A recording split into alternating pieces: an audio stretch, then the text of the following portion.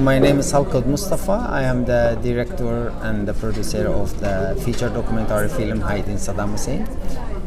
We had a world premiere at ITFA in Amsterdam, and now we have our Arabic premiere in Red Sea. Okay.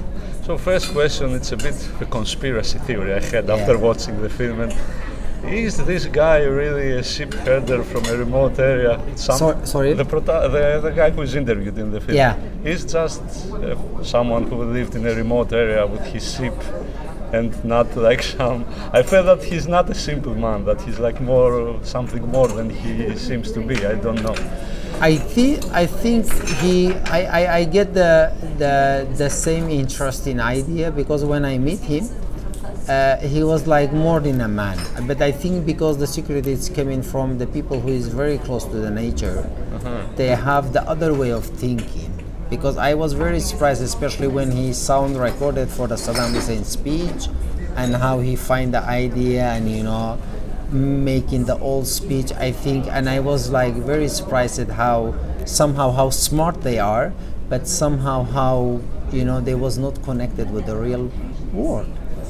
Because they had only one TV channel and only one news, and everything was perfect about Saddam Hussein. And me, I was like the Kurdish escape from Iraqi Kurdistan to Norway because of the Saddam Hussein regime. So we have like totally different image of Saddam Hussein. But in the end, you got to like him, the guy you interviewed, or I think what? When you work with someone in so long year, of course the friendship is growing up, but in the end it's not about our friendship. The movie, it's about the guy who was hiding Saddam Hussein, and he's the storyteller. But of course, this is my movie. Yeah.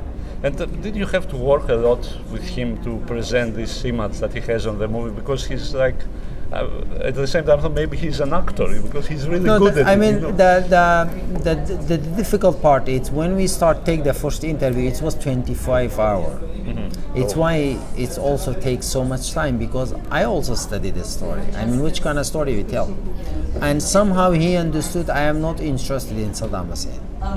I am interested in the story behind the whole, and then everything is changed, because for me the Saddam Hussein, his image and what he representing, is out already. But how he lived for the last 235 days, and I was very curious, this is true, the story behind the whole is true or not also.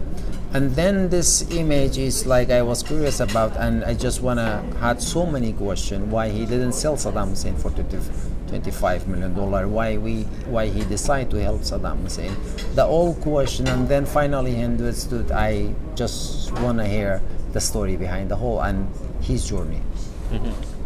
So in the end, because I'm not sure about it, the one who betrayed Saddam Hussein was his right hand, the man who appears in the movie repeatedly?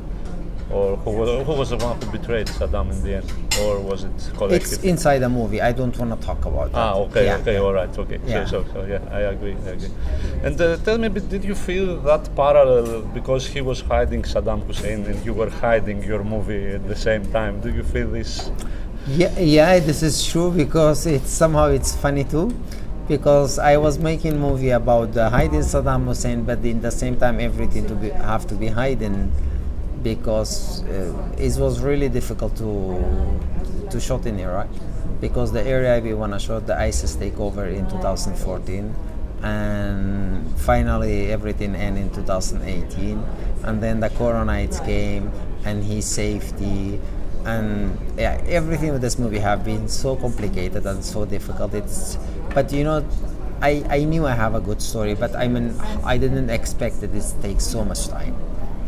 Yeah, it's why I really happy, and it's give me the really good feeling especially when I meet the audience and they telling me like the feeling of the story behind the whole, not the story about the Saddam Hussein. And how did his family feel about the whole thing? Okay, he made the decision, but how did the rest of the family? I think I meet a family, of course, and this was one of the decisions I made. I don't want to show any his family, and I just wanna, of course, I have to take care about his safety and family safety. It's why I don't want to show relative to his family. And everything we did for the interview from day one to the last one, we did with the other people in the room, with the lawyer. Because it's very important, then the lawyer can make sure I am not going for and pushing him, and then make sure he's not telling me something, putting me in the danger. So we had like the other people in the room when we take the interview. And after talking to him, did your opinion about Saddam changed anyway after doing this documentary? It's not about my opinion on Saddam Hussein. I mean, the movie, it's about the Allah Namak who was hiding Saddam Hussein. Okay. But how does he feel about Saddam now? I don't want to talk about that. This is again, it's not about my opinion about Saddam Hussein. This is about the story behind it. I'm sorry about the questions. Okay. So I guess one more question. Tell me, what are you going to work next, or are you working in other projects? No, Hiding Saddam Hussein going to be the Hollywood movie with the Oscar winner writer David Sedler, the man who was winning Oscar for King's Speech.